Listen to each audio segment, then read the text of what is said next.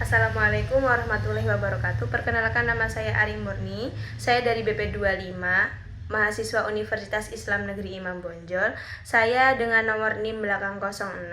Saya diberikan tugas kepada Bapak Ilham Yusra untuk menerangkan tugas SPI, yaitu masa pembentukan kenabian Muhammad SAW di Madinah sebagai pondasi peradaban. Yang pertama yaitu dakwah Nabi Muhammad pada periode Madinah. Madinah dianggap kelahiran baru umat agama Islam.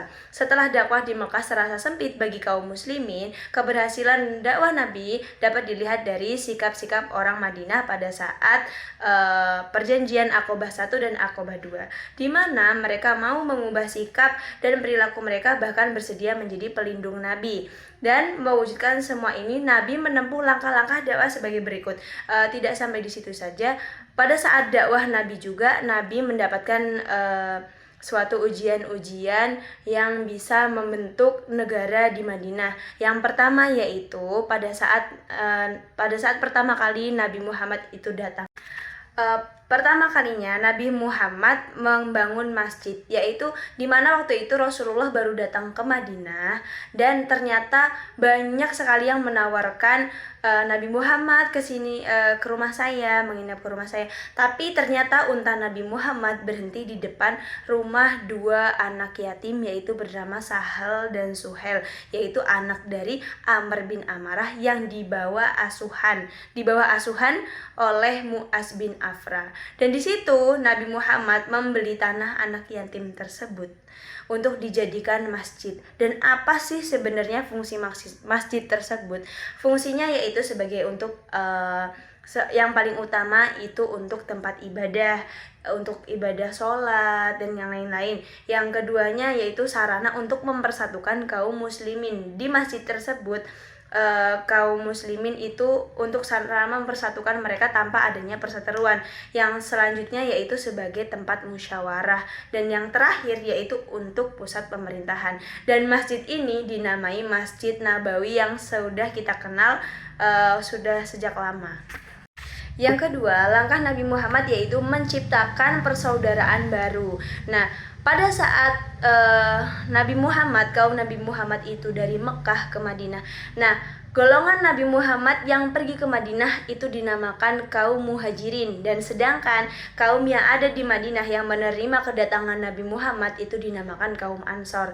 Dan di situ Nabi Muhammad mendapatkan sahabat baru yang namanya yaitu Ali bin Abi Thalib, dipilih menjadi sahabat Nabi. Dan yang kedua, Abu Bakar itu dipilih menjadi sahabatnya Kharijah ibnu Zuhair, dan Ja'far ibnu Abi Thalib menjadi sahabatnya Mu'az bin Jabal.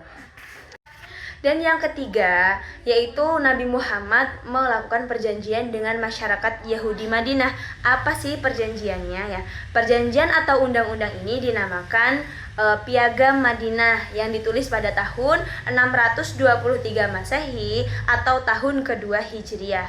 Nah, diktum perjanjian ini isinya apa aja sih? Yang paling penting yang pertama yaitu kaum muslimin dan kaum Yahudi hidup secara damai, bebas memeluk dan menjalankan ajaran agamanya masing-masing. Jadi tidak ada tekanan kamu harus masuk Islam, enggak, kamu enggak boleh masuk Islam, tidak. Jadi di situ tidak ada pemaksaan supaya hidup aman, damai dan bebas. Dan yang kedua yaitu orang-orang Yahudi wajib memikul biaya mereka sendiri, dan kaum muslimin wajib memikul biaya mereka sendiri. Jadi tidak ada campur tangan antara orang Yahudi dan orang muslim.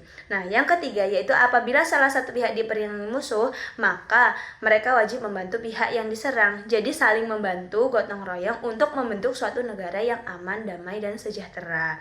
Nah, yang selanjutnya yaitu di antara mereka saling mengingatkan dan saling berbuat kebaikan, serta tidak akan saling berbuat kejahatan. Nah, tidak boleh di antara kaum Yahudi dan kaum muslimin tadi berbuat kejahatan, bahkan sampai melakukan perseteruan. Nah, yang selanjutnya yaitu kaum muslimin dan Yahudi wajib saling menolong dan melaksanakan kewajiban untuk kepentingan bersama, seperti yang saya sebutkan tadi, supaya berkehidupan yang aman dan sejahtera. Nah, yang selanjutnya bumi Yatsrib menjadi tanah suci karena perjanjian ini, yaitu perjanjian Piagam Madinah tadi.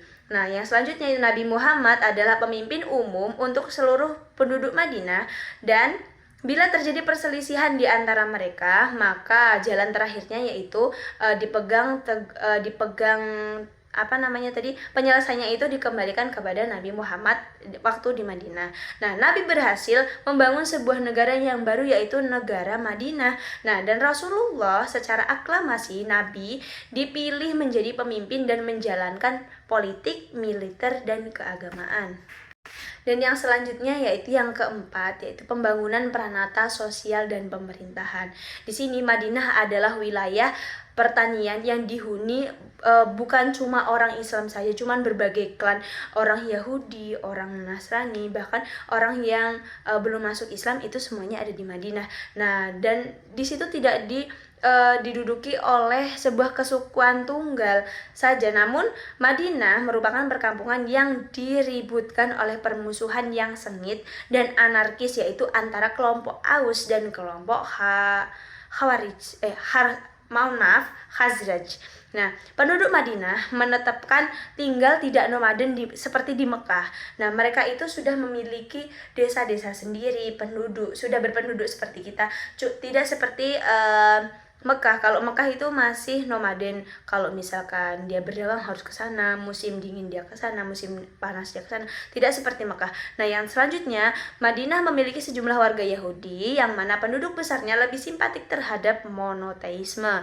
Sebab itu, ayat-ayat Al-Qur'an yang turun dalam periode ini itu terutama ditunjukkan kepada pembinaan hukum-hukum Islam, hukum-hukum bagaimana sih seperti ini gitu. Terus mana yang belum jelas dan belum terperinci dijelaskan oleh Rasulullah. Nah, dalam Al-Quran itu tidak mungkin kita langsung memahami ayat-ayat tersebut. Jadi ketika kita tidak paham dengan ayat tersebut, maka tugas Rasulullah menyampaikan yang lebih terperinci, yang lebih jelas seperti itu. Selanjutnya, Islam mengemban amanat untuk memerdekakan manusia. Nah, dari segala penindasan dan perbudakan. Jadi di zaman Rasulullah itu semua budak bagi yang mampu itu dimerdekakan. Karena apa ya? Setiap kualitas ketakwaan dan amal soleh itu tidak diukur dari perilaku dan yang vertikal kepada Tuhannya, cuma kepada manusia juga. Nah, yang selanjutnya yaitu apa aja respon masyarakat Madinah terhadap dakwah Nabi Muhammad kayak gitu. Nah, di dalam Madinah ini sendiri seperti yang saya sebutkan sebelumnya. Nah, dalam Madinah ini terdapat 3 golongan. Yang pertama kaum muslimin, yang kedua itu Yahudi, yaitu Bani Nazir atau Bani Quraiza. Yang ketiga yaitu bangsa Arab yang belum menganut agama Islam.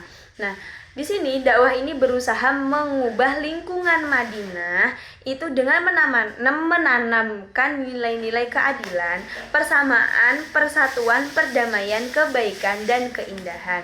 Nah, dan mendapat sambutan yang beragam.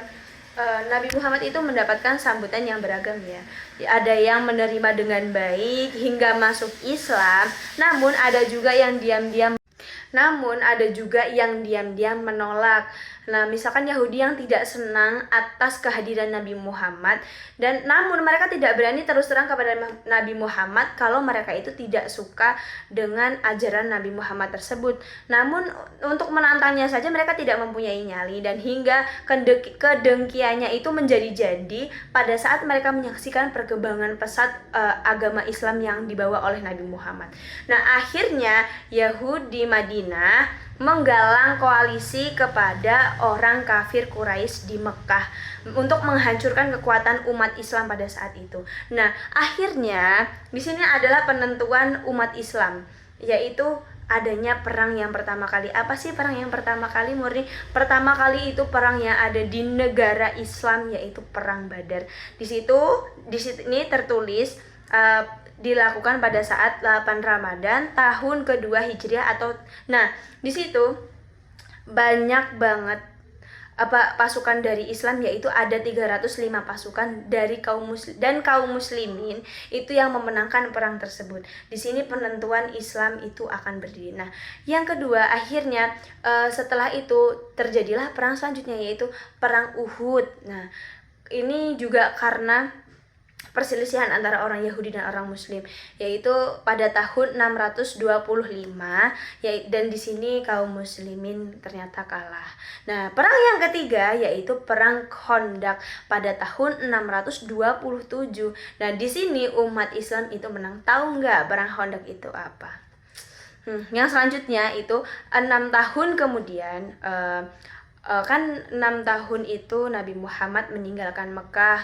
Akhirnya Rasulullah ingin pulang ke sana untuk berziarah dan untuk bertemu dengan kerabat-kerabat beliau karena kangen ya. Terus namun tidak terpenuhi karena apa? Ada perjanjian Hudaybiyah yang isinya Mekah mengakui bahwa Nabi Muhammad itu sudah sebagai pemimpin Madinah.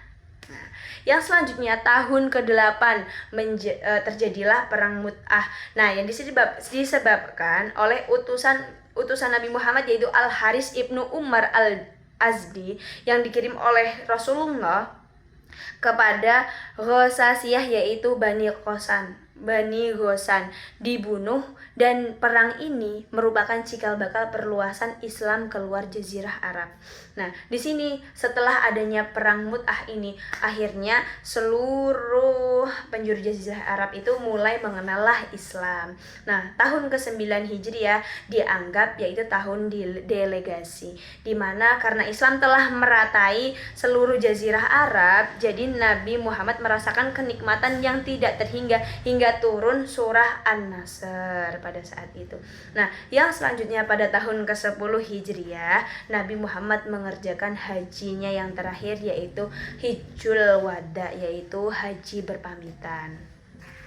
Nah, apa aja sih nilai pondasi peradabannya wahai teman-teman? Yang pertama yaitu membangun persaudaraan dan ukhuwah, yaitu mempersaudarakan kaum muslimin. Jadi dulu itu Madinah karena dia belum punya pemimpin, jadi sepertinya kayak ada perseteruan antara kaum muslimin satu dengan kaum muslimin selanjutnya, dan menjaga keragaman. Pasti kan di sana ada orang Yahudi, ada orang yang Islam. Cuman di situ Nabi Muhammad mempersatukan mereka semua tanpa membeda-bedakan ini atau itu, orang seperti ini atau orang seperti itu, tidak dipermasalahkan. Yang kedua yaitu masyarakat yang adil dan beradab. Nah, di sini tertera pada Piagam Madinah. Yaitu yang kedua juga penegakan keadilan. Nah, di sini semua keadilan ditegakkan, seperti tidak ada perbudakan lagi, walaupun masih ada, cuman diminimalisir oleh Nabi Muhammad. Nah, yang ketiga yaitu pusat peradaban berbasis masjid.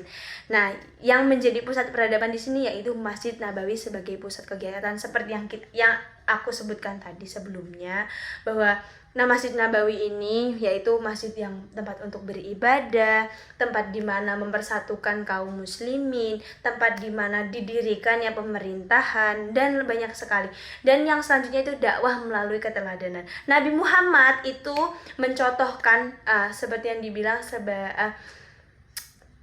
Al-Amin ya, karena Nabi Muhammad itu tidak pernah melakukan suatu kebohongan, suatu kejahatan. Setiap beliau itu berdagang, tidak pernah beliau itu berbohong, tidak pernah misalkan mengoplos sesuatu hal, itu tidak pernah.